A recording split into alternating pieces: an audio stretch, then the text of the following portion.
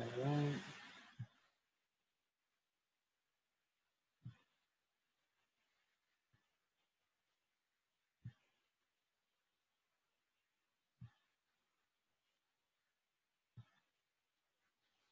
So episode 2 of the Youceff podcast. So today's March 19th. I'm gonna get some water.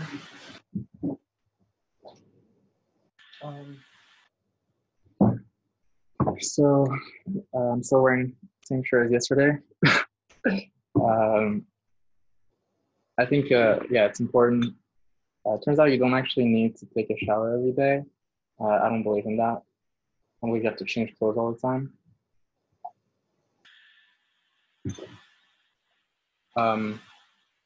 It is important to stay hydrated. So definitely drink your water, especially in these times.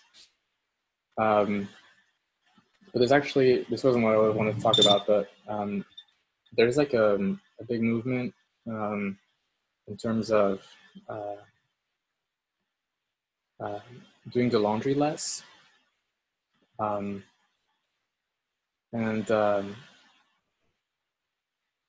Because I think in America and throughout the world, we wash our clothes too often, and we use up more water than we need to. And it's really because of just a kind of bad habit, and the fact that like we grew up with doing the laundry all the time. Basically, if we wear a piece of clothing once, that's it. We can't wear it a second time. But so there is kind of a big movement to make clothing with like different or better fabrics. Hang on. Like I believe not linen.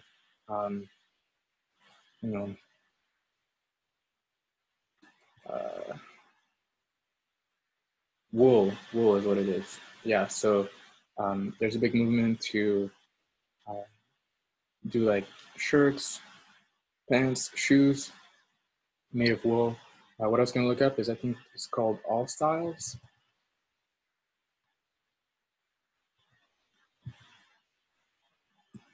Runner.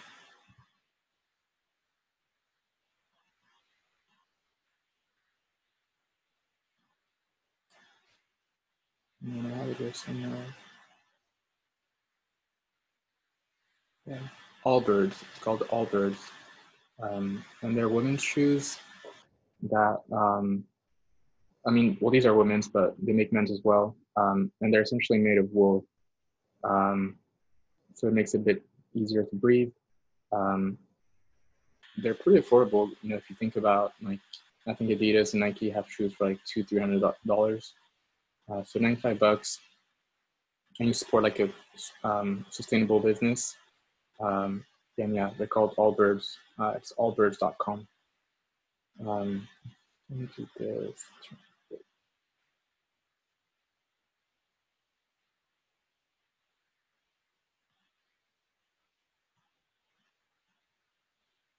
Yeah. So, if you're one of the guilty parties, if you wash your clothes like every week or after you wear it, maybe reconsider. It turns out if you wear like decent deodorant, not antiperspirant, which I don't agree with, like Axe and stuff is an antiperspirant and not a deodorant. The difference being that it contains like materials that literally prevents your body from sweating, which is an unnatural. It's an unnatural activity. Your body should be sweating. You sweat because your body's trying to cool you down, and an antiperspirant prevents you from sweating. So if you use any antiperspirants, like check just on the back, they'll tell you this is an antiperspirant. Like if you're at the store, if you see Axe, whatever, Dove, whatever the hell people wear, just look on the back of the thing and it'll tell you if it's a deodorant or an antiperspirant. And it's a very subtle thing that most people never check. But if you wear a deodorant, it'll help you not be as stinky with your clothes. As long as you don't have stains, you can wear the same clothes over again. I sometimes wear shirts like 3-4 times before I put them in the wash. So nevertheless, so today I just wanted to real quick, what's behind here is actually a list of things. I want to make some corrections from the last podcast. Things that escaped me. I'm going to add that to the description as well of that podcast, but I thought I'd mention it. So I ended up getting kimchi at Ralph's because Target is pretty close to Ralph's. So that was chill. I don't think I mentioned that in the video. And the word is asymptomatic, not symptomless. So basically, if you're sick and you don't have symptoms, it means it means you're asymptomatic. And that's one of the big pet peeves in terms of like podcasts and stuff, when people like don't pronounce stuff correctly. And I get like Central Plays like makes a joke of it, but I think I see it quite often. And yeah, so it's asymptomatic. Another big thing, today is March 19th. Tomorrow is March 20th. And as you see here, I'm not sure if this will mirror correctly. It's about to be midnight. March 20th is my 30th, is my birthday, and I'm turning 30.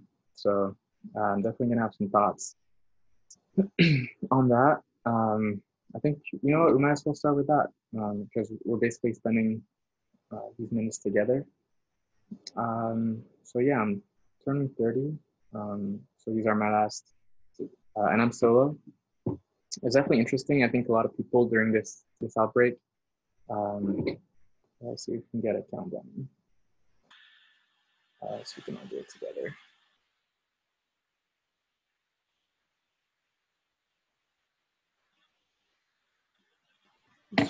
Let's do this.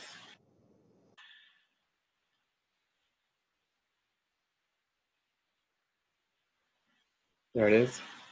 So we have 2, 1, 3, 4, 5. And let me hear it. Oh yeah, there it is. Happy birthday, Youceff. Oh, thank you very much. It's an honor. But yeah, so is my MacBook supposed to like open up a bunch of confettis? Nope. But yeah, so I think it's kind of strange to talk about like a decade of time. A lot of people somehow managed to put together videos like at the end of last year saying how, like posts saying how like they enjoyed their, you know, the 2000, the aughts, I think the aughties. Basically the period from 2010 to 2020. But I mean, I was kind of overwhelmed with a bunch of other stuff, and I just didn't have the time to do that. So, and I haven't had the time to put together anything. I think if anything, this year is definitely a time for reflection. I'm seeing a lot of Facebook reminders and things like that, which Facebook says like,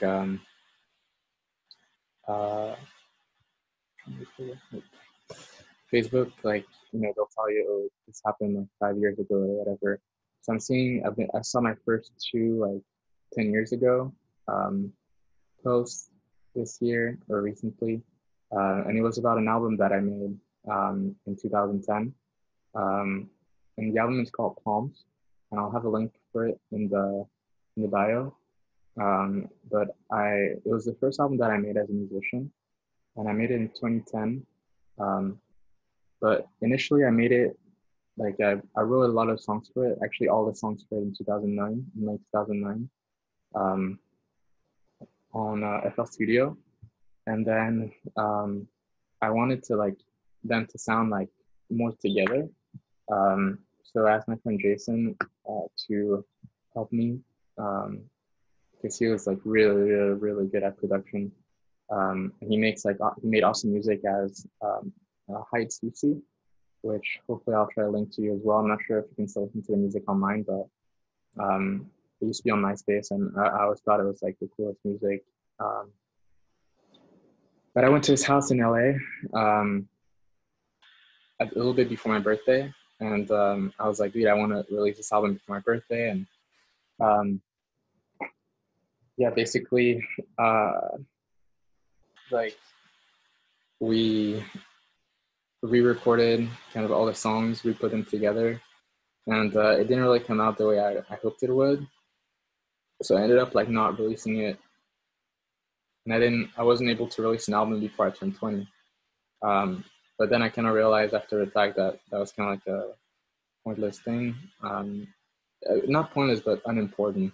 It doesn't matter like if it's released before my 20th birthday. Like who cares? Hey, happy birthday from Peach Parts. Oh yeah. I used to own a Mercedes Benz, and I would get all my parts from Peach Parts. But yeah, like it doesn't matter. You know, what matters is like how good the album is, and that you're happy with it, and that you really took your time, and because you sort of only get one chance to release an album. I might say and tell you that you get several times, but ideally it should only be done in one time. But yeah, so I ended up reworking the album over the summer of 2010, and like remade all the songs. And so now I have these two versions of the album. I have this like original version, and then the new version. And the new version is the one I put out, and the one I made like music videos for. But listening back to like the old version, I think the old version is like really good, and I really wish, part of me like recently I mean, it made me really sad because part of me really wishes that I hadn't edited the songs and just like gone full in with like what I had. But I think it's also important that, you know, in retrospect, like I realized it was an important moment, or it was an important time, an important experience to go through the whole process. A lot of people will never get that chance. They'll just like put out the album and that's it. Never get to think, you know, and even if their mind, if they're compelled to think, they won't think. So I wanted to think. I'm a big, like I think a lot. I overthink a lot of things. But also sometimes I don't think at all. So there's definitely a balance there, but I think I developed my process for songwriting in terms of putting together demos and then reworking those demos. And I think as true as I can remain to the original demos, the better. Because the thing is, the way my songwriting works, or has worked over the years, recently it's kind of like taking somewhat of a decline, and I'm not sure if it's because now I live in Los Angeles and no longer in Phoenix, Arizona, but I'm not sure it's because I haven't been able to spend that much time on music lately or what.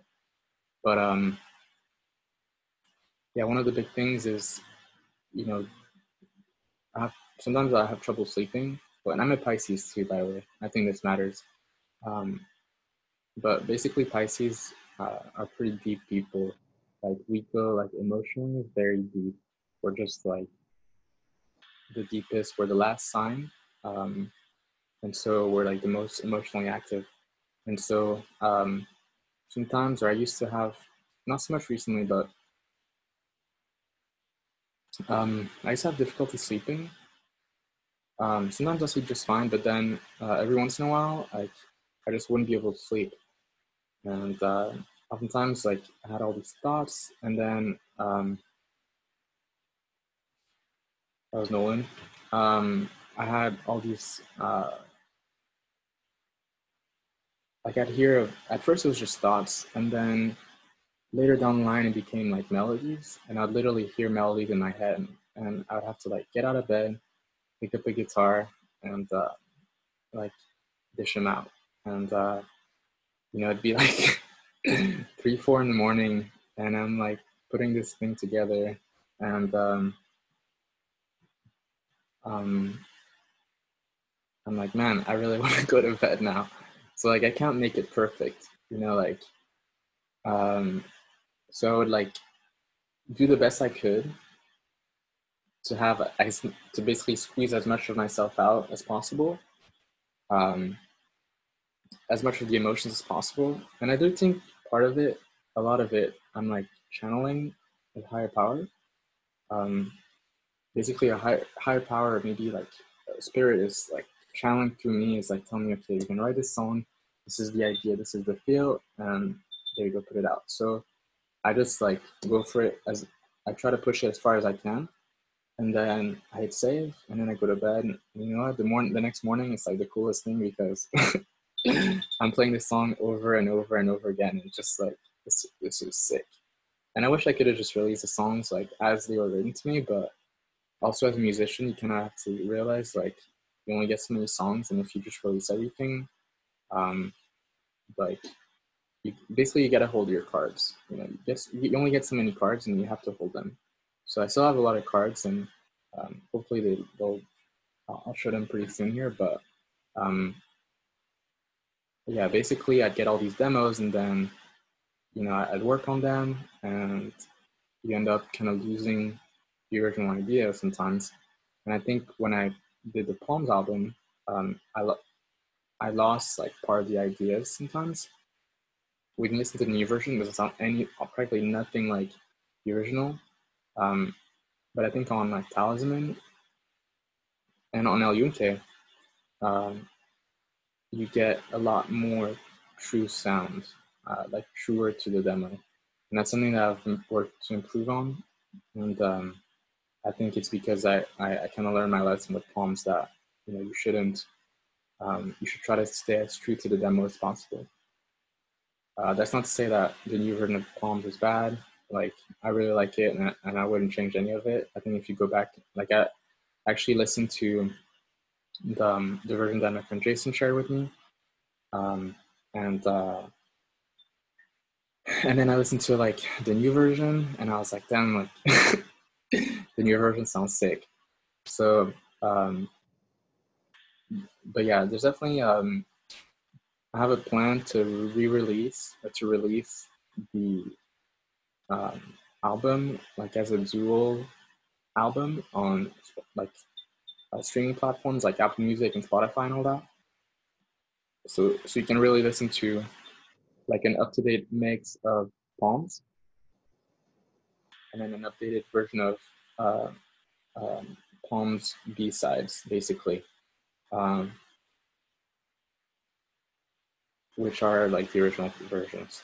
So I think that's just the only way it'll go. I kind of wanted to put out like an ultimate version, but I think I don't want to work with those songs too much. I think we'll like the live versions maybe will be like a blend of the two. Like it'll be like, okay, like I like this from the original, and I like this from the updated version, and like let's bring it together, and that'll be the live. So maybe it'll be like a three CD like album where you have the original, the new, and the live. So that's kind of the plan. So yeah, that was I mean, just to kind of, yeah, I was thinking of I might go through all my years of my 20s, but no, I mean, I'll say of course, one of the big things when you're in your 20s is you turn 21. So I remember that. It was cool. I spent my 21st birthday with my brother and my friend Isaiah, and that was a lot of fun. I mean, yeah, birthdays are birthdays, so, but I feel fine. I know people say like, oh, enjoy your like while you're young and stuff, but I've always been one to look forward to my 30s. So I remember I told my friend Quentin, like, because he was like just entering his 20s, like, and he was like, I don't know, I think we discussed the fact that he was no longer going to be like 19. And I was like, dude, like, you got to realize that, like, as you get older, it might seem like, and a lot of people make it seem this way, that the older you get, like, the worse life gets. But although there is some truth to that, definitely there's some truth to that. Unfortunately, like, life does become more difficult, but it also becomes better. So as lower the low gets, the higher the high gets too. There is kind of that dichotomy. So yeah, I'm looking forward to it. My brother, like, tells me that he's enjoyed his 30s a lot, and I've just kind of seen him grow a lot as a person in his 30s, and kind of stabilize. And because he had pretty wild times when he was 20. But yeah, I think Peter Brian and John say, I grew accustomed to grow old. It suits me fine, just fine. So I think you kind of become at ease with growing and becoming older, and you stop counting, like, I don't think it's really about that. It's about, what is it, like, don't count the days, make the days count, kind of like that. But at the same time, it's, just show up and rise for every situation, every moment, every year. Just keep doing you, keep being yourself. That's the most radical thing you can do, believe it or not. I think it is to note that,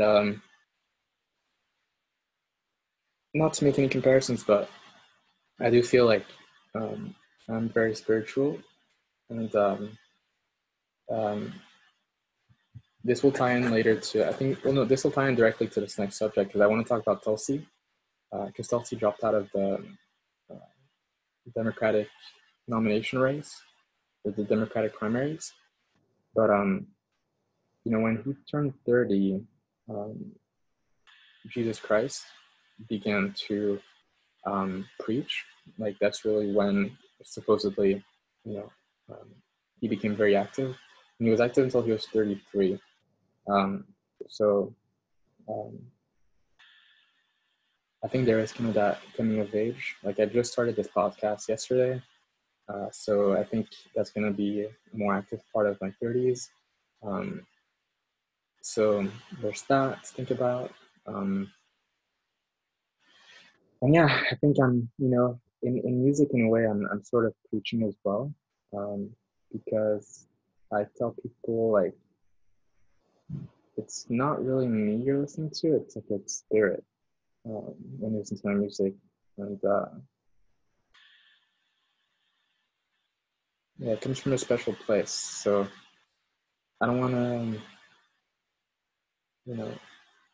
like, I think there's credit that deserves to be given there. If you get it, you get it. If you don't, perhaps I'll try to explain more later, or maybe leave a comment. But yeah, basically, I think it's just like a time to, I think when you get older, you kind of see more clearly, like, you're more aware. I think when I was, like, younger, like 16, 17, when I turned like 18, 19, I was like, wow, like, I can't believe I did some of the things I did when I was 16, 17.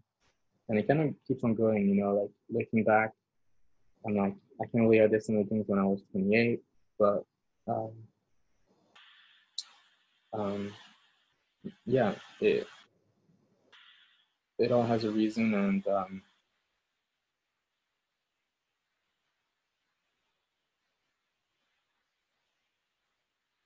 I think as I've grown older, I have less regret in things, and I'm more accepting of my decisions and actions of the past. So there you go.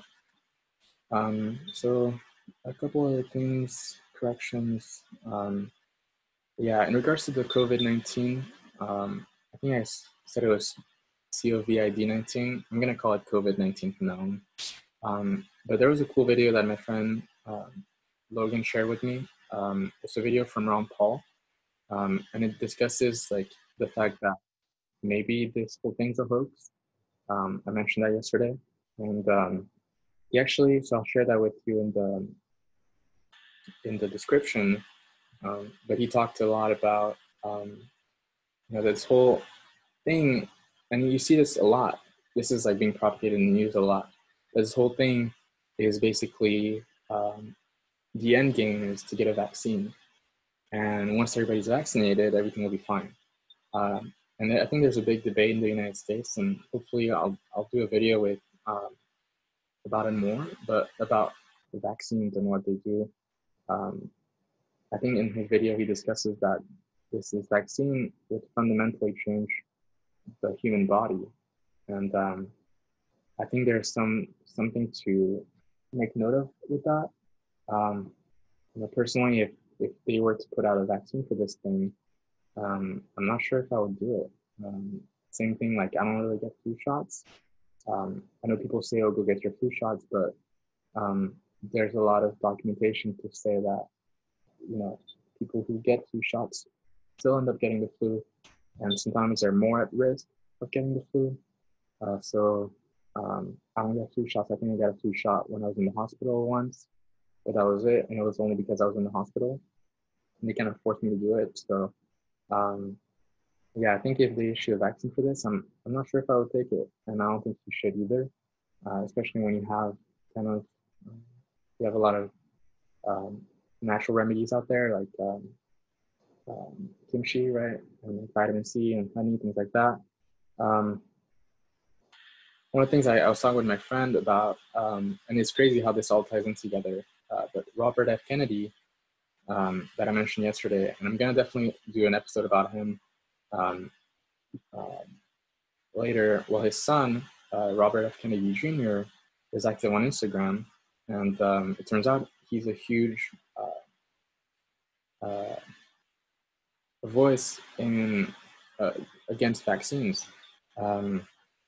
And I was talking with this new friend of mine who tells me that, it reminded me that, vaccines are made up of a lot of like really gnarly stuff, like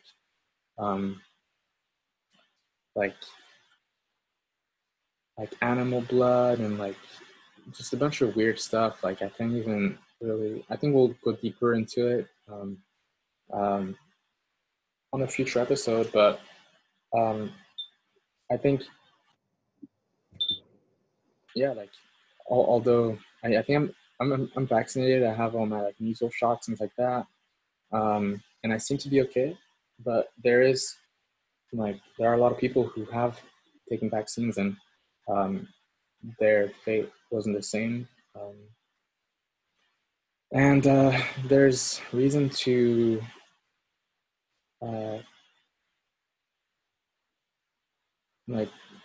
it's worth saying that a lot of their voices have been silenced. You don't hear people talk about it. You don't hear them on the news. If anything, they're usually ridiculed. And but I think there's something to note about that. That even if they come out with a vaccine for this thing, I think you should really consider holding off for that. And I think if you're advocating for a vaccine or saying that, oh, there should be a vaccine right now, you should really like take a step back and think, okay, maybe a vaccine's not the answer. I don't know what the answer is personally, but I know vaccines are not the answer. I was watching the Joe Rogan episode with, I think, Chris something home or something. It's the one with like a scientist who's basically they discussed the coronavirus on it, and they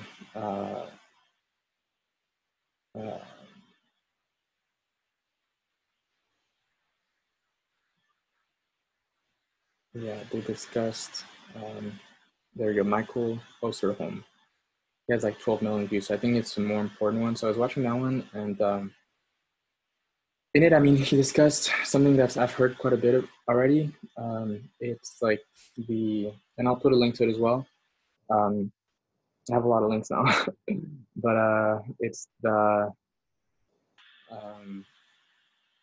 like the plasma theory, that basically what you want to do is like find out who recovered from this, and then ask them to donate plasma, and then that plasma should be given to people who have it, and therefore the antibodies will attack the virus and they'll be cured.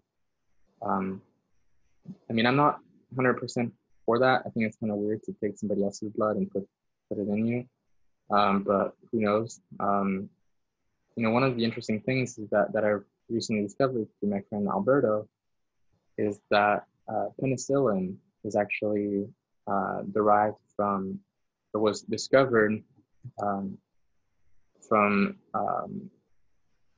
like moldy bread. Basically we used to do like, it used to be that way back in the day. Um, uh,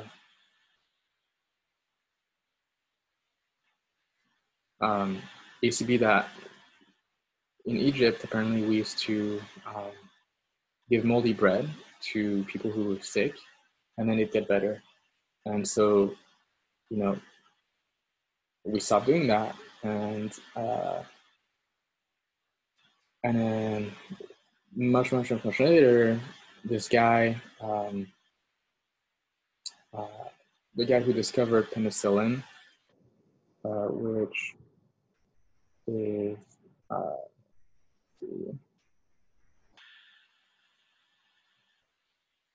that his name.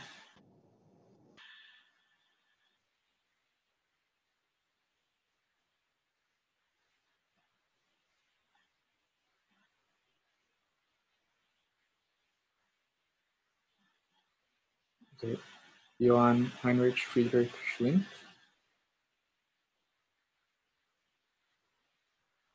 I think so.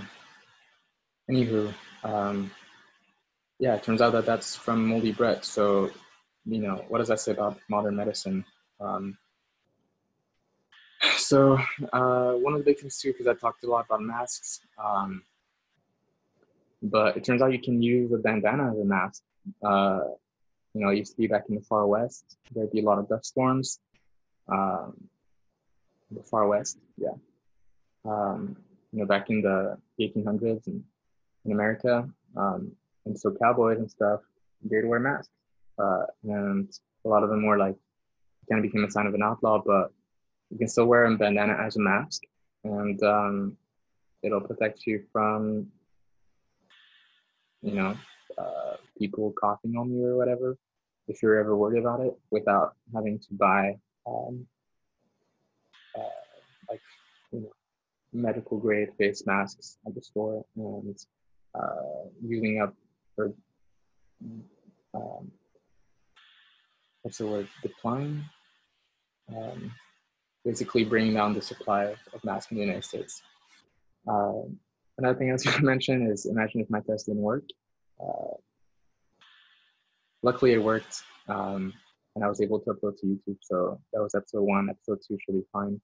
It was also interesting how happy I looked. I will say, I don't think so. I recently got out of a long-term relationship, and I'll talk more about that later. But I think if I saw a girlfriend, I probably wouldn't be able to do this.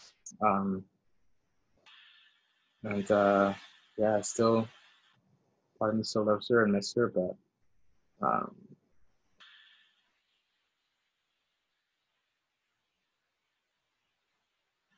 yeah, it's like, you gotta call a spade a spade. And it turned out that a lot of times that we'd be together and stuff, like I would end up getting upset, and then I'd like be sad for days, and like I wouldn't do something like this.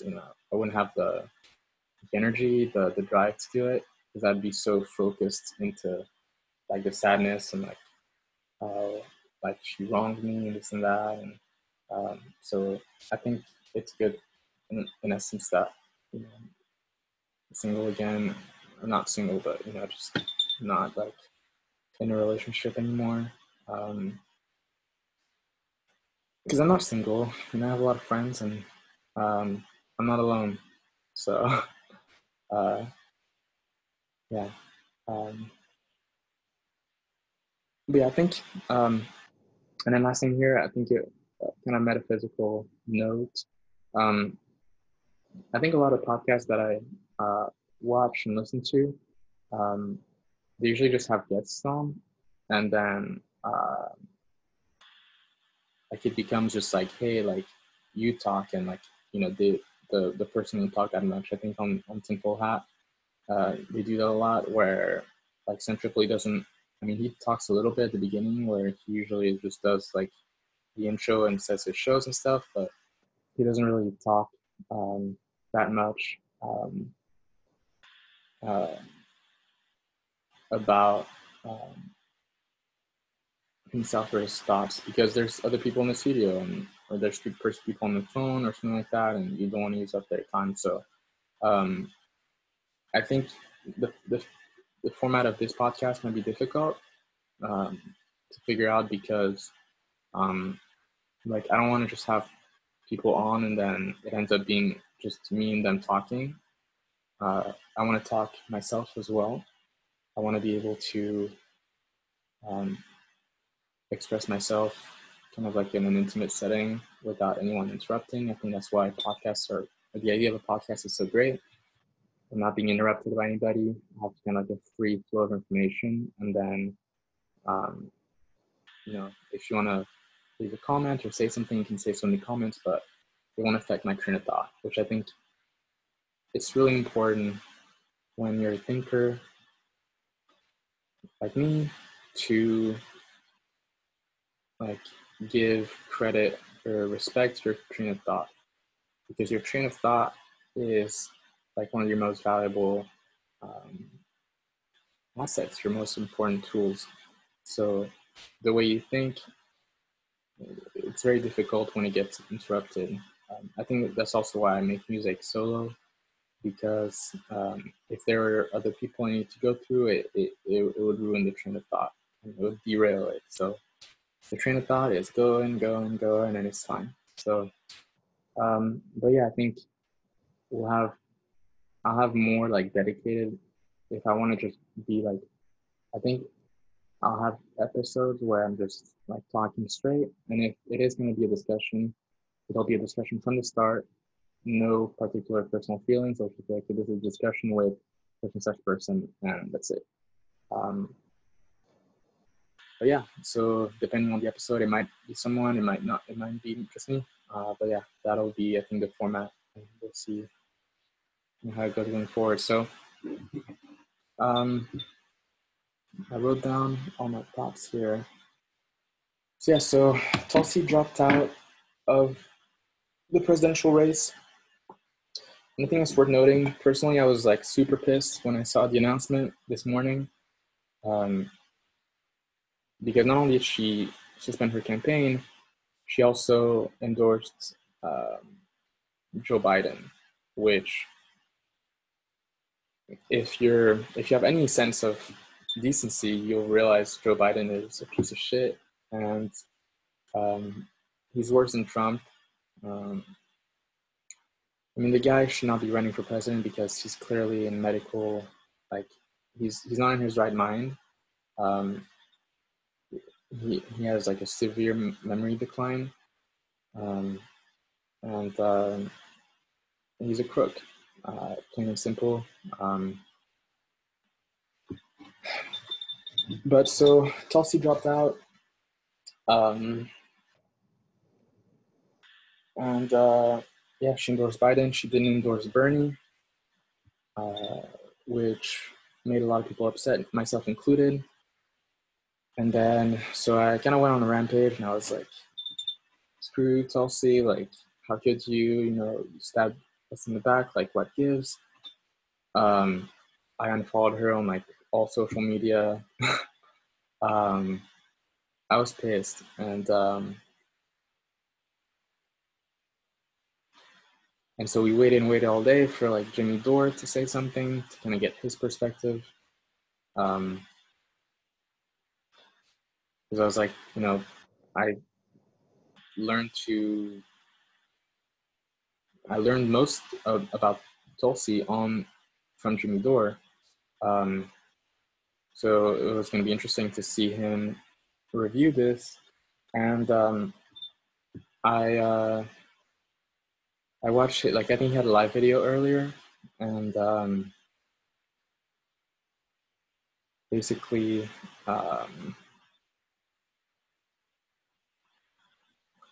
didn't really give her as much crap as I thought he would, which is good. It's good because it caught me off guard and I didn't really know what to expect. And basically, he mentioned that he was in contact with the Tulsi campaign, where he reached out to them, and he didn't get anything official back, but there was some idea that supposedly she reached out to Bernie to get his approval on endorsing him, and basically he didn't want her endorsement, and well, basically Tulsi's.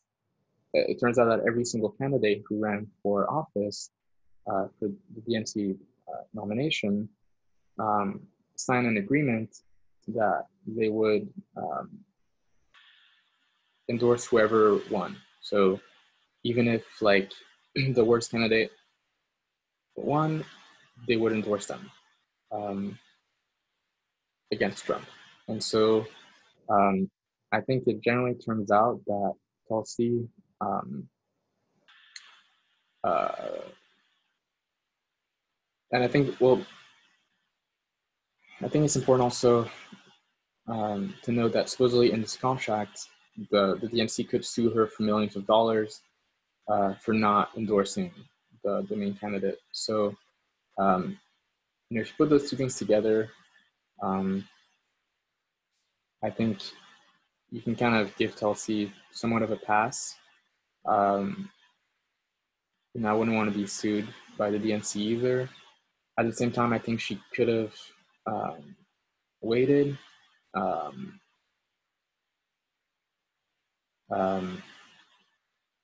I somewhat understand why Bernie wouldn't want Tulsi to endorse him, because if he gets the endorsement from Tulsi, then it'll only further isolate him in terms of, okay, well, like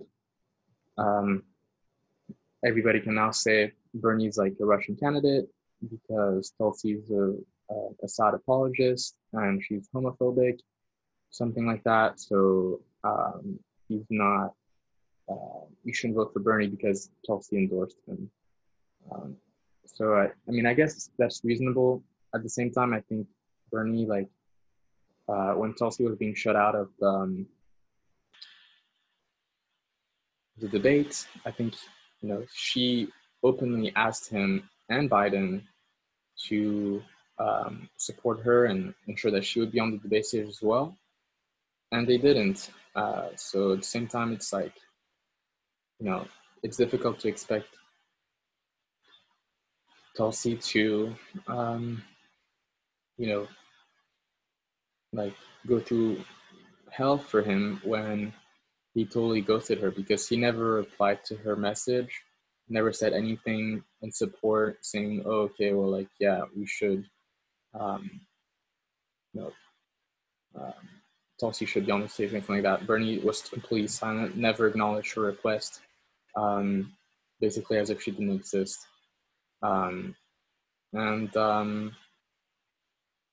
Yeah, so I think that's of note. I don't agree with her decision to endorse Biden, but if she's contractually bound to endorse him or to endorse the winner, and given that basically Biden seems to be the winner, I think it kind of makes sense. I think really the blame lies on the people, all the people in Arizona, Florida, Illinois who voted for Biden, like, what is wrong with you? It's like they didn't watch the debate. He was called out for being a liar, like, over and over again. People could have looked up on YouTube that he wanted to um, uh, like cut Social Security, but they didn't, and still voted for him. Why? Because of Obama? Like, people don't think, like, people, like, so really the only person who's to blame, really, are the people, the American people who voted for Joe Biden. That's the only person. And it turns out, of your friends, technically, about 50% of them voted for Biden. So in every circle, if you're a person living in the United States, about half of your so probably like a quarter of your friends, because half of your friends are Democrat, half of your friends are Republicans. Average, okay.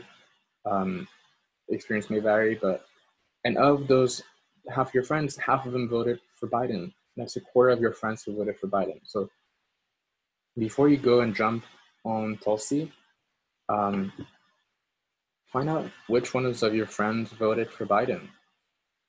And I challenge you really to do that, because you'll find out that a lot of them did, and it's people who you didn't expect to vote for Biden.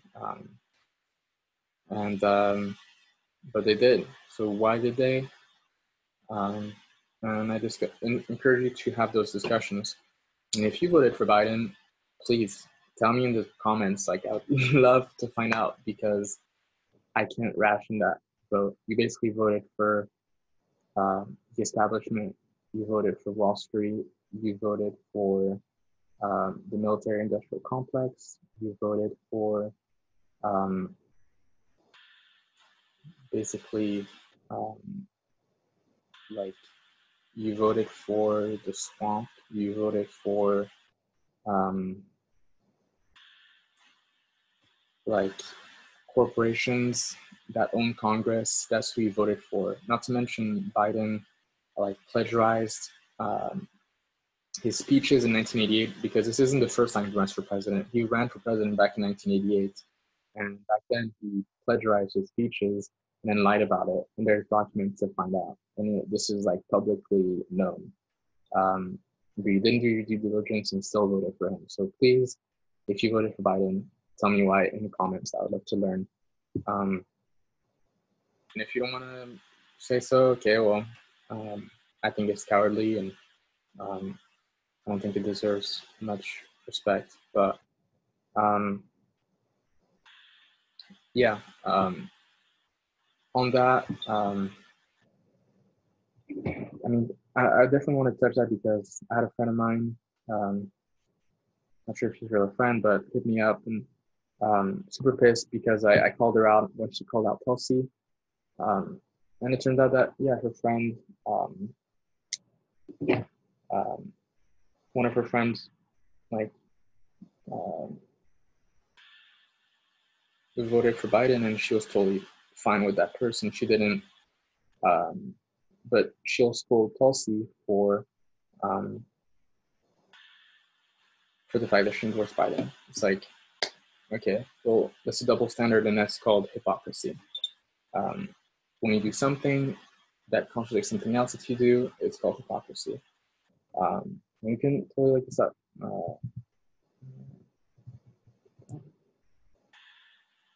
Let's see. The practice of claiming to have moral standards of belief to which one's own behavior does not conform. So basically,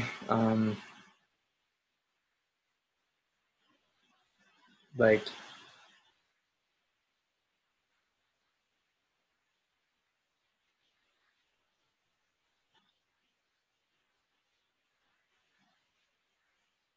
yeah, I mean, the hypocrisy lies in the fact that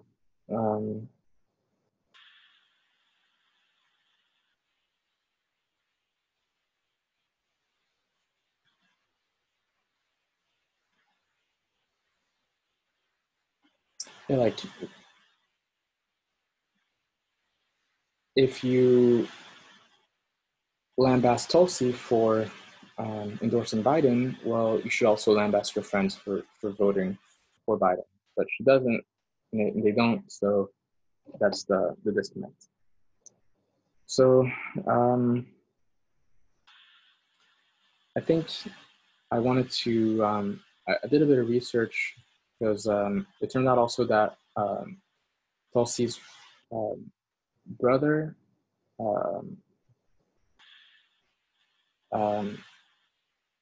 apparently came in and confirmed the situation that Bernie treated Tulsi like crap throughout the campaign. And he kind of defended her through all this and confirmed that basically, she had no choice but to do what she did. And well, I didn't know she had brothers. And so I kind of wanted to know, because I did meet Tulsi back in last month, I believe, or earlier this month. I think it was like the day before the elections in California. No, it was March 1st. She had a town hall here in Los Angeles. But you only know so much about these politicians and their backgrounds and their life stories. But it turns out, and I read this through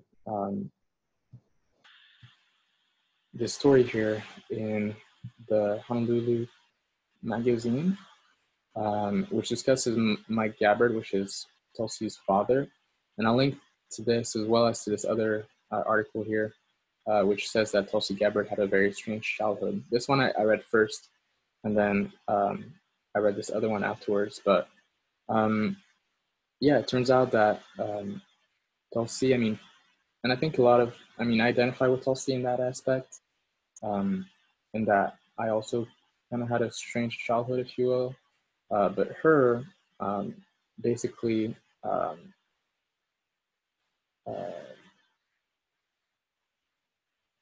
she grew up in Hawaii. She was born in Hawaii. Her father's from Samoa, American Samoa, and this is him. Basically, she was he ran for city council, I think, and Hawaii Congress as well, like the state over there, basically on a campaign against gay marriage. And now I'm not really one to, this is a big thing about me, I'm not gonna say, okay, well, you shouldn't, gay marriage is bad or anything like that. I think I will say overall marriage is something that people do much too easily. I think it's something I don't really advocate on any side, whether you're straight or gay. I don't really think you should get married. At least right now, that's my personal belief right now. I think marriage is very, sometimes it seems like too big of a sacrifice. And it seems like an unnatural thing. And I'll have an episode more about marriage, I think, down the line. But basically, I was engaged in late 2018, and I had a very, very rough time during that engagement, and ultimately it ended up not. Yeah, I ended up no longer being engaged. So, and maybe it's for the best. It's unfortunate. I wish I'd seen it through, but it obviously wasn't meant to be. But I found out recently also that Dan Beckner, who's the lead singer for, or one of the lead singers for Wolf Parade, well, he had a band called Handsome Furs, and I went to see them live in 2011, I think, or 2010, and it was like one of the best shows I've been to. And he was in the band with his fiance, and like they seemed like really like perfect for each other, and because they met in like a call center and this and that, and it was like super romantic. But well, I found out that their engagement ended as well. Um, so, I don't think I'm the only one. I think this happens to a lot of people. Um, and I think there needs to be some review in terms of marriage. Um, but I thought this was very interesting to know, um, uh, because I identify with the guy a little bit in terms of his like religious aspect, and I think this um, reflects into Tulsi. Um, but basically, Tulsi had four, I think she had like three brothers and sisters, something like that. Um,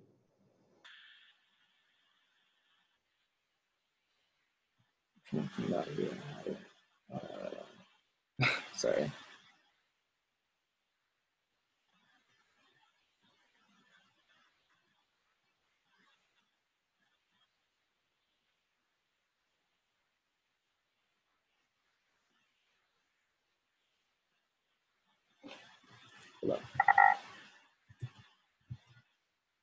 There you go. So all five of Gabbard's children have Hindu names. So you have Bhakti, Jay, Aryan, Tulsi, and Vrindavan.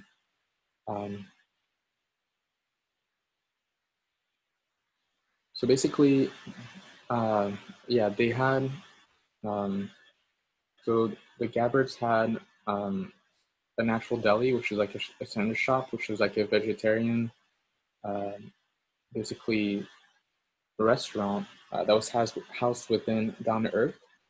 Um, and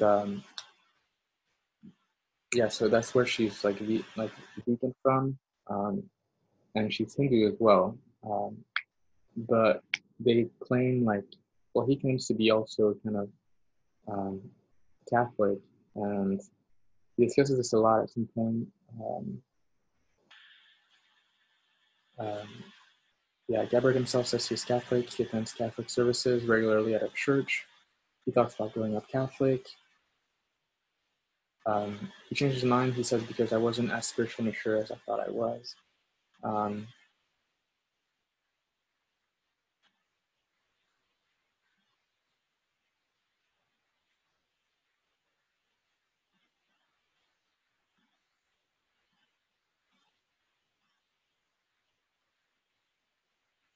Basically, at some point in this article, I really recommend you read it.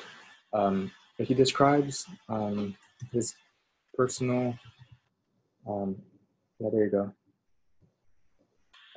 This is something I really identify with here. Gabbard himself insists that he is a victim of religious bigotry, that his opponents have tried to make his origin an issue in this campaign. He maintains he is Catholic.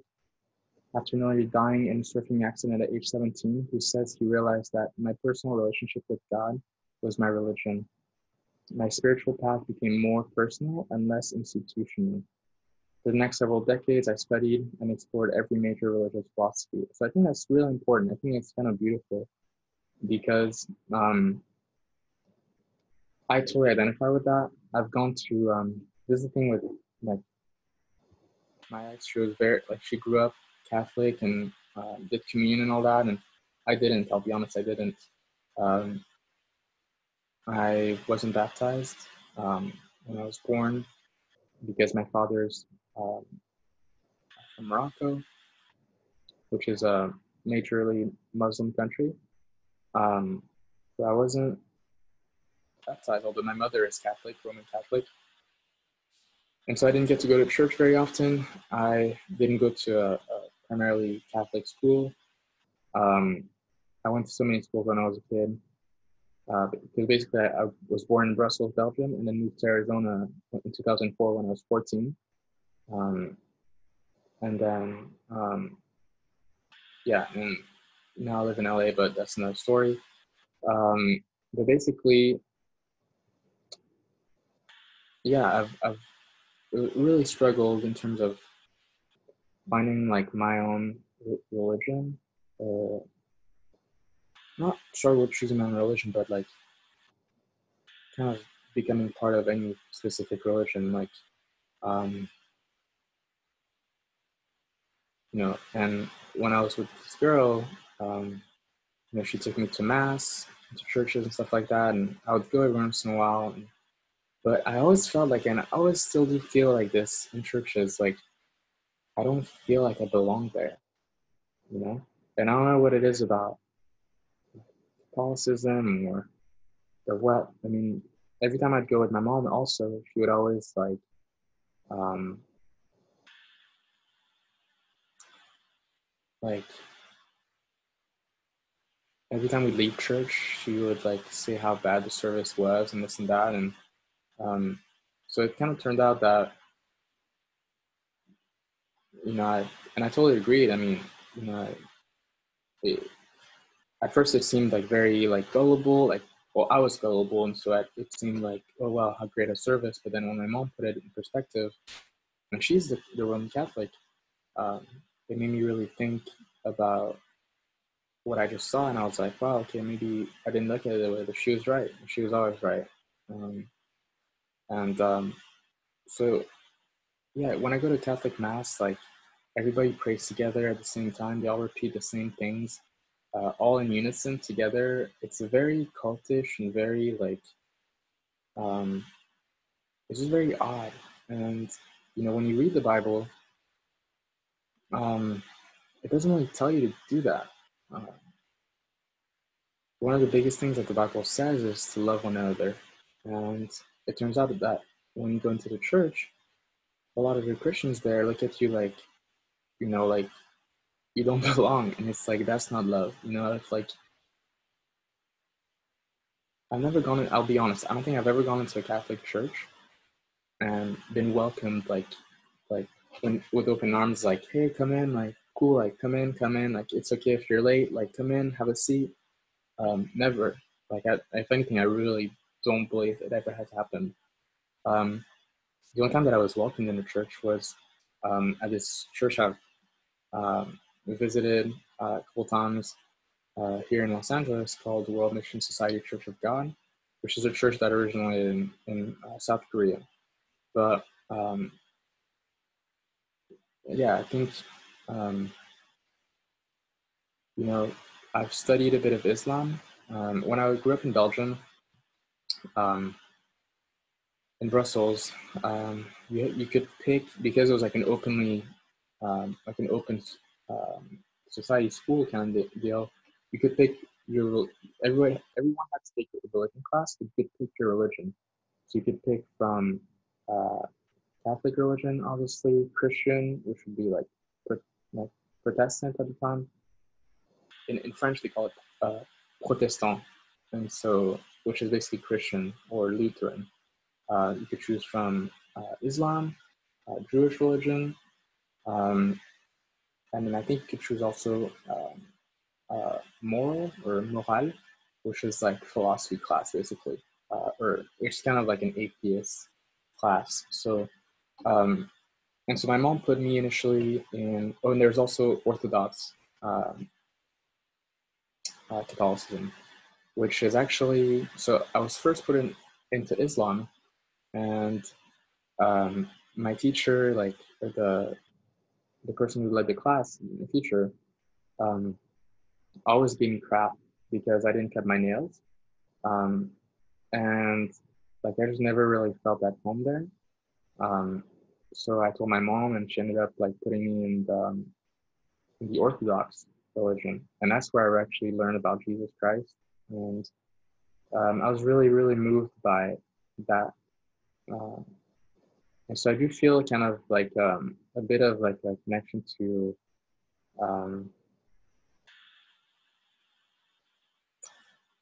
the Orthodox Church.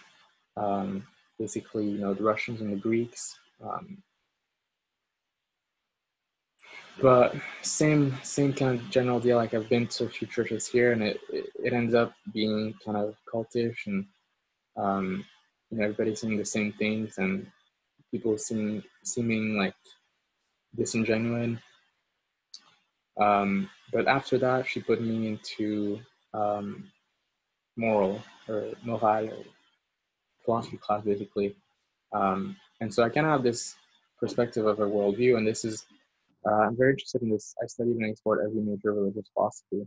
I think when I was in high school, my freshman year, my teacher, Alo, made like a big. She was a Hindu, and in her class, like there were like Hindu like things hanging from the wall, and we studied the Bhagavad Gita, which I thought was very interesting.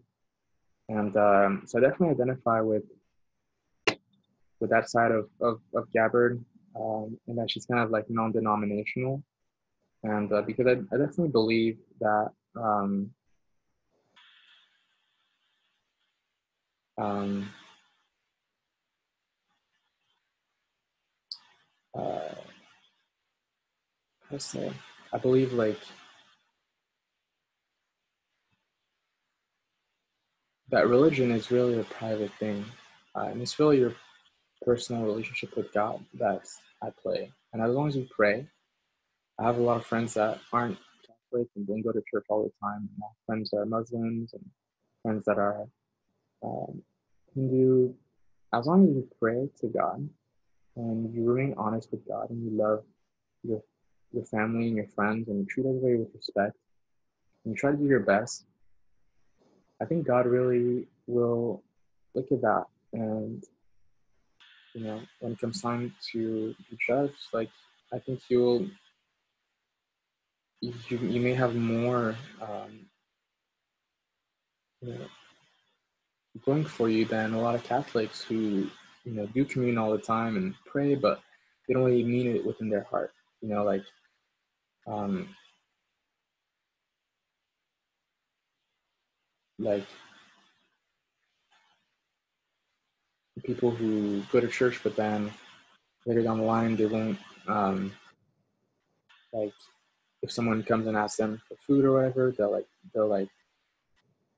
you know drive away or whatever, ignore them, um, or worse, like anyways. So basically, as long as you're honest, I think that's what matters the most here. I think in terms of Gabbard, it is interesting. She definitely had a strange childhood, and it kind of, in a way, even though um, um, a lot of people have tried to like smear her for it. I think it makes her more genuine, and you kind of get to see like someone who didn't have like a perfect childhood, who didn't go to like um,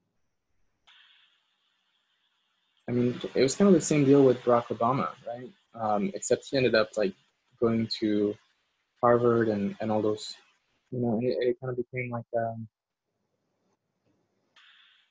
yeah, I'm not sure exactly about Obama's childhood. I'll give him that, but I just think it's all this is very worth looking into. I think Tulsi um, is someone of interest, and you should really try to read these two articles, at least this one. And if you like this one, I would encourage you reading this other one about her dad. Because I think the whole like homophobe thing gets spread out like really easily. Um, and it turns out it's not something that we get to talk about a lot. Basically, if you don't believe um, men or gay men should get married, you're automatically um, like a bigot. And I'm not saying you're not. Okay, I am saying you're not. I don't think you're a bigot necessarily if you think men shouldn't get married together. I think it becomes like there's a deeper discussion to have about this, and maybe I'll have one later when I'm more mature myself. But I'm just saying, like, I have a lot of friends who, and it's not to say about my friends because, like, I have friends of all creeds. I don't associate with just men, just women. Like, I associate with everybody. Like, I'm not, and I associate with some of the worst people in the world, if you want to, if you want to call me that. and I don't think you deserve a gold medal for having perfect friends. Um, but a lot of my friends, I don't mean all my friends, I'm seeing a lot in terms of like more than one, um, don't believe in gay marriage either. Um, they believe men and women, um, that marriage should be between a man and woman. Um, I myself, like I said earlier, I don't believe anyone should get married, but I think you should be free, and not no one really belongs to you, um, and you don't belong to anyone other than God, maybe. Well, not God, definitely. Um, so um, yeah, my general view is that men and women shouldn't get married either. But basically, to get back to it here, uh,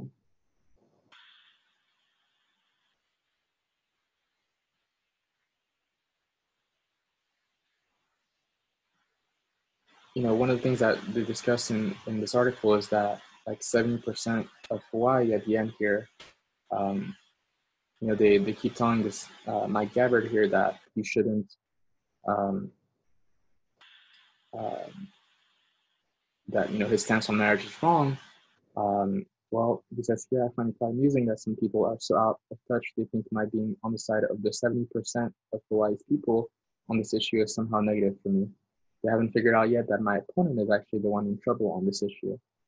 So yeah, 70% of people back in the day were on that issue. And I think if you were to have a general vote in the United States on should gay marriage be allowed or not, I think probably you would end up um, kind of with a surprising vote. Um, but yeah, I just think Tulsi was kind of, uh, you know, marred by that experience. Um,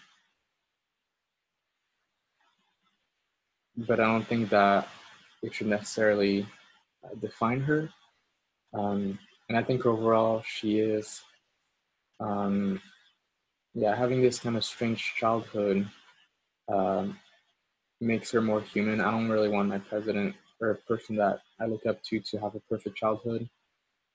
I myself, ended up moving countries, and who knows, maybe it's definitely something that I've thought about. When I watched Tulsi and other candidates talk, which by the way, I was like briefly uh, a campaign, like I helped on the campaign for a candidate here, Jennifer Barbosa, who was running against Adam Schiff. Um, and I noticed a lot of these candidates, like Tulsi Gabbard, Jennifer Barbosa, they're okay, but they're not like, cutthroat, like down the line, like get people together and really, really riled up. And I think personally, I have like a bit of a knack for that. Uh, I think I'm not sure if I don't recall exactly, but I think I ran for like um, some kind of campaign, like in like middle school or something. Um, I don't think I won, but it's always been something that I've wanted to do, and maybe down the line, the main thing is that I don't like politics. I don't like dealing with like DNC or like establishments like that. So I just want to like basically be in charge and just like make the right decisions for people. And I think if I was like president someday, like I think I could do a pretty good job. But basically, um, yeah, I think kind of like a spirit of adversity um, through all this helps frame character. Um, and I think definitely one of the things that discusses here, this Intelligencer article, discusses like, what's Tulsi's like ultimate goal here. Like with because a lot of her votes, people like um, give her um, give her crap. Like people said, and this was what I discussed with my friend earlier, how bad that she voted present on the impeachment vote. But the thing is, the impeachment vote was a total farce.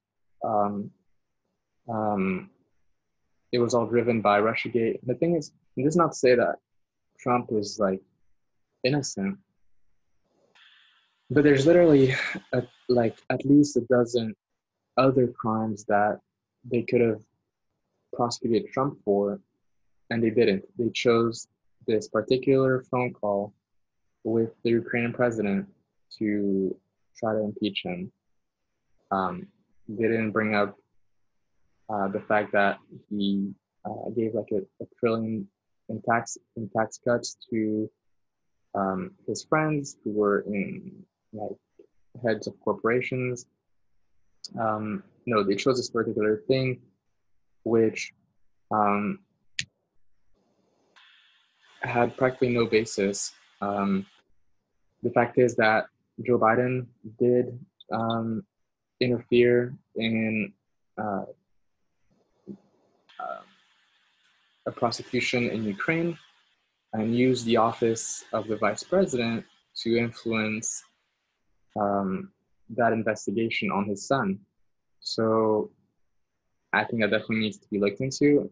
I think personally, and I hope that Trump will um, continue working on that angle. I think in recent times, like after the impeachment trial completed, um, I think there's an open case where Hunter Biden has been subpoenaed, and yeah, I mean, if they do their job properly, um, Joe Biden could be in jail by the end of the year, maybe in a few years. Um, so go figure. Basically, whatever you know, what goes around comes around, and the fact that they went after Trump so hard on these false allegations that he was um, a Russian asset or that Russia helped him get elected will come around. Basically, I think the press has discussed this at great length. That basically, uh,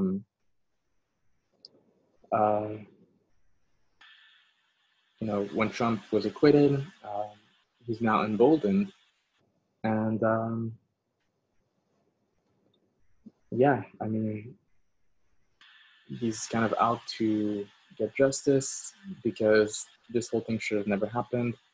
Um, okay, maybe he didn't. A lot of people didn't want him to be president, but at the same time, a lot of people didn't want Obama to be president. But you know, I think Obama was largely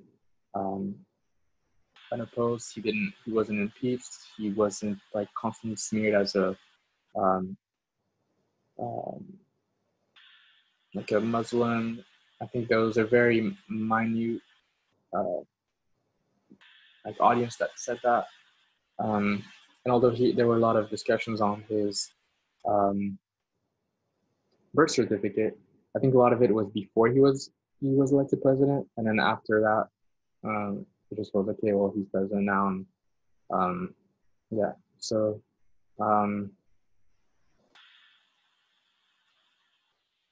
yeah, basically,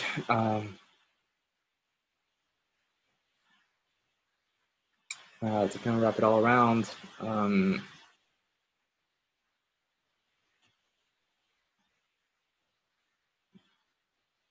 this is fine. I mean, I totally have these kind of lapses in thought, but um,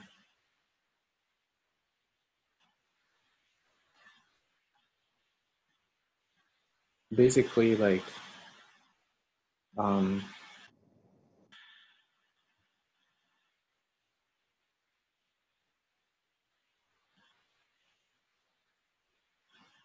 what were we talking about?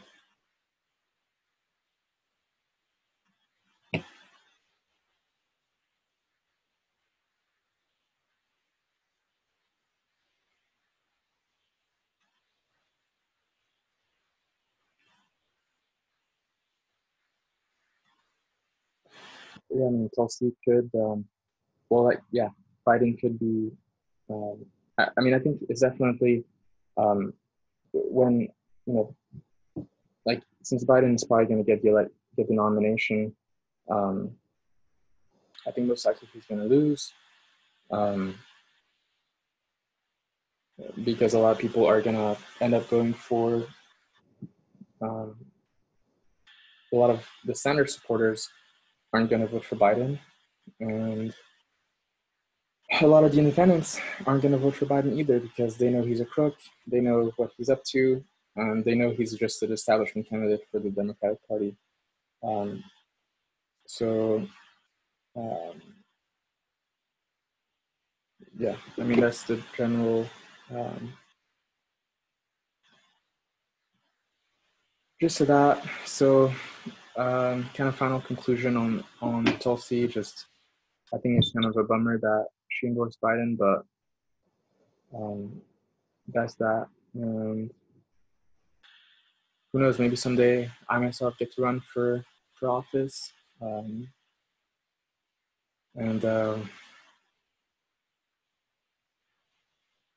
I just know I can't be president because I wasn't born in the U.S. But whatever, maybe I'll be vice, you know, or maybe I'll be state senator or whatever. Um, um, we'll see. But I think it's important to note that you kind of want. I don't know what people want, but um, I don't want a perfect person necessarily to be president. I don't think that's what it's about. Um, so last couple things on so COVID-19 claimed its second death um, in Los Angeles County. Um, and apparently that was someone who was 30 years of age. I'm trying to. There it is.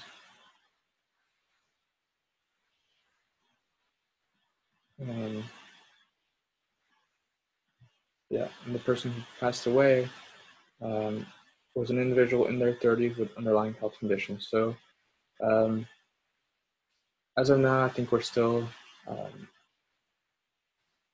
uh, in this period where we're gonna admit this is like really happening, but still, two deaths isn't that bad. There's more cases, but and it seems to be that most of the cases are in Brentwood, Melrose, and then I think it was West Hollywood, which are all like pretty wealthy areas. So it seems like I think Idris Elba, right, was diagnosed, and like Kardashian's mom was got the test as well. So it seems like basically only rich people get to have the test, which is interesting. But I'll be honest, I haven't seen the latest tinfoil hat. I think I said I would, but they haven't uploaded the video, so um, I'm still waiting on that to be uploaded because I like to watch the video more so um, uh, than just listening to the podcast, especially when I'm at home. So when I watch that, maybe I'll do another episode. But I think it's also important to note. I had a note here on germ theory. Um, Germ theory isn't. It's still just a theory, and you find out that I mean, I myself personally get sick often when I'm stressed out. Like if I get really stressed, then I'll get sick. Right? And if I stay calm, I'm good. Like I don't get sick. So and I can like be next to people who have a cold or have the flu or whatever, and I don't get sick. And it's because I work out, because I eat well, and because I try to remain stress free. So who's to say? Is germ theory a real thing?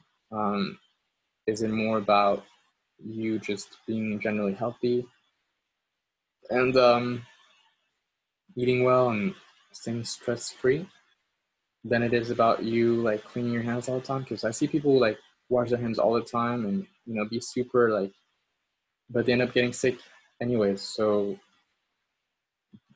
and I think lastly, I want to talk about the advantage of staying at home. I think a lot of the economy is changing to where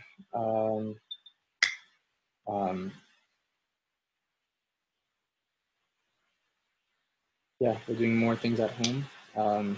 Like I'm starting podcasts. Hopefully I get to work on music a bit more. I am.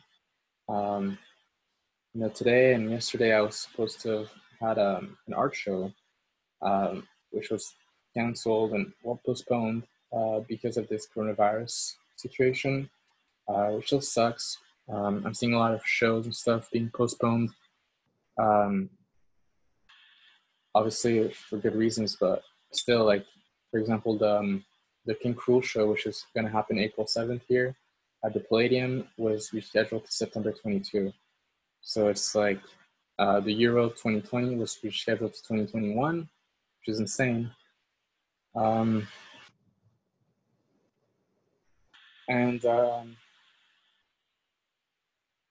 Yeah, so I don't even know when I'm gonna have that thing, the art show. I'm not sure if we're gonna do it at all.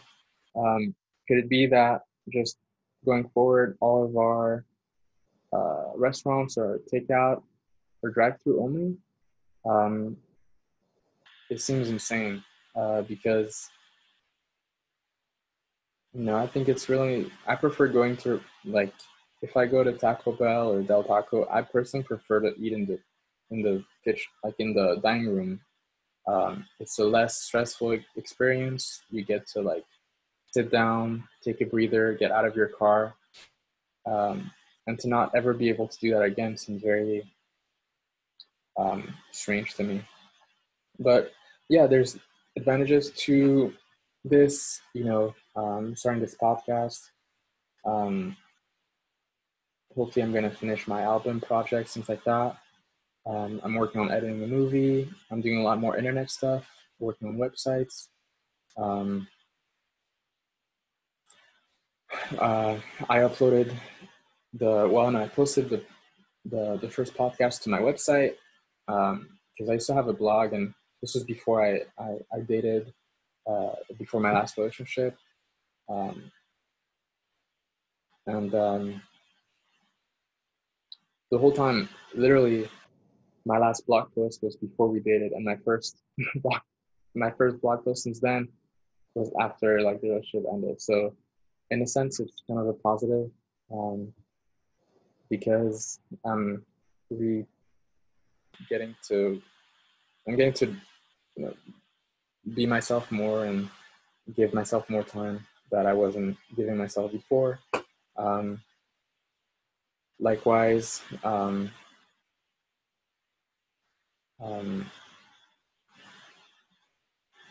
yeah, working on releases, working on music video edits, things like that.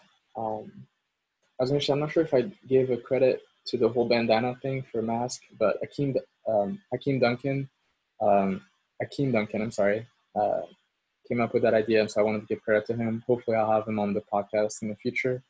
He runs a paper called The Quiet Lunch out of Brooklyn, New York, and he's big into like the arts and all that. So, yeah.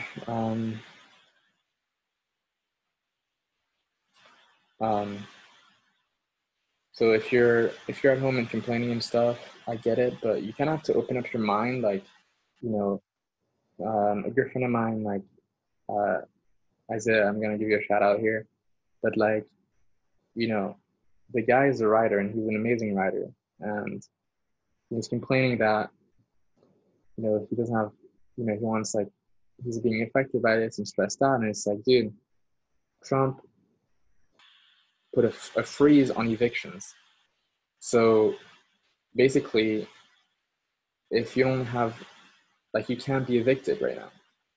So you don't even really have to pay your rent. So it's chill, take this opportunity to like write, work on your website maybe. And this goes for everyone. Like, give your mom a call, give your brother a call, your dad, your sister, your friend. Um, Keep each other company. Um, do your taxes. How about that? You could get money from that if you haven't done it yet. Clean up, clean your space, reorganize. Um, I um, I cleaned a lot this morning. Um, it's still my room's such a mess, but um, little by little, there's a blessing to all this. There's a silver lining, and that's that you can. Yeah, there's advantages from being at home. Um, I learned this a lot myself because I was uh, I had this job working at a tech company from May 2018 until October of last year. Um, and it was only when I was let go, I was actually let go because I slept through my alarm. Um, and I slept through my alarm because I couldn't sleep the night before because I'd gotten this other job. So I was going to work like 60 hours a week. It was going to be insane. And then I slept through my alarm. I think like I think God intervened there. Um, and I got to work, and my boss gave me like so much shit, and I was like, nah, like I can't work for you, like. So I left, and I went home. And the thing is, living in LA, you really get stressed out about money. Um, but California is like really good in terms of its social programs. Um, there's food stamps, unemployment insurance, um, and in any case, there's a gig economy that's, there's opportunities in the gig economy that are incomparable to the rest of the United States. Maybe only comparable to New York. Like you can make a lot of money doing Uber, Lyft, Postmates, Instacart, um, any of those. There's literally thousands of dollars you can make. So if there's a will, there's a way. And so, you know, um, I ended up getting a lot more time after I was let go. Um, um, and I was able to work on music and do things I wasn't able to do before because, when you're working 40 hours a week and you have a girlfriend and you're trying to do this and do that and set up events, and it's just like, you literally have no time. Um, so I really wish I only worked like maybe 20 hours a week, maybe less. Um, when I do music, um, a lot of the work is just shows, or composing the music, or like working on a release, or doing this or doing that. It's not like, okay, I'm taking a call and taking a call and like kind of mindless stuff. Um, so I think, and I really want that to be my main source of income, music. Um, so, likewise, like what in this, like think about this, like if you've gone this far in the, in the podcast, because I know it's been a while. Um, think about this, like,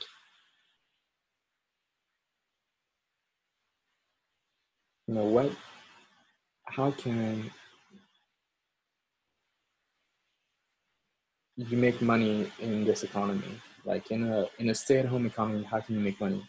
And it turns out that a lot of you will turn to your original passion. Like, okay, if you wanted to write, well, you will write. If you wanted to make music, you will make music. If you wanted to um, um, make soaps, you'll make soaps. If you wanted to be a botanist, you will do that. And you'll find stuff to do at home, and there's a way to make money from all of it.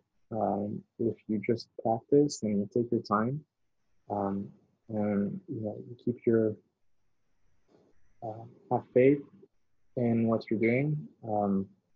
It turns out that you know this is kind of it's strange because Trump is kind of becoming progressive. And I think they're going to send out like $1,000 a month per person next month. So it's like we're going to get universal basic income without even voting for it, which is kind of crazy. Which is it was gonna come anyways, because a lot of these jobs that we have were gonna get automated, right? McDonald's, those places, it's all automation is like just about ready to go. And I think it could be that maybe this whole coronavirus thing is just a front for a big automation of everything, right? So that, oh well, you know, we want everything to be um, like sanitary, so we're not going to have humans. We're going to have it be automated, right? Our mail system will be automated, right? If you go to Target, you're not going to interact with humans. Everything's automated, self checkout, right? Um, I don't think it's far fetched. So and yeah, everybody's going to get like 1,000 a month, pays your rent, and then you get to do whatever you want.